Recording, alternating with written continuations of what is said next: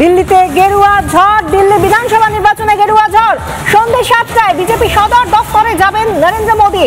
দিল্লিতে বিজেপি সদর দফতরে উন্মাদনা, ইতিমধ্যেই উচ্ছ্বাস উন্মাদনা দেখা যাচ্ছে বিজেপির সদর দফতরে। সেখানে উদযাপন শুরু হয়েছে, সেলিব্রেশন শুরু হয়েছে, গেরুয়া আবির উঠছে। সকলের নজর থাকছে আজ রাজধানীতে এবং সারা দিনের উচ্ছ্বাস। সারা দিনে যখন থেকে গণনা শুরু হয়েছে তখন থেকে একেবারে প্রথম ঘন্টা থেকে বা প্রথম আধ ঘন্টা থেকে এগিয়ে রয়েছে বিজেপি।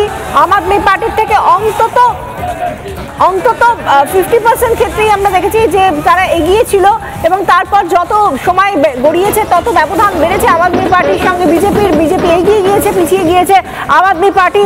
এবং সেই জায়গা থেকে এখন যে ছবিটা দেখতে পাচ্ছেন সেটা বিজেপির উচ্ছ্বাসের ছবি। বিজেপি কর্মী সমর্থকরা তারা নাচছেন, তারা গেরুয়া আবিরে ভাসছেন, তারা কেউ কেঁদে পর্যন্ত ফেলছেন যে এত বছর পরে শেষ পর্যন্ত পদ্মর জয় হলো। পদ্ম সরকার এবার দিল্লিতে ডাবল ইঞ্জিন সরকার।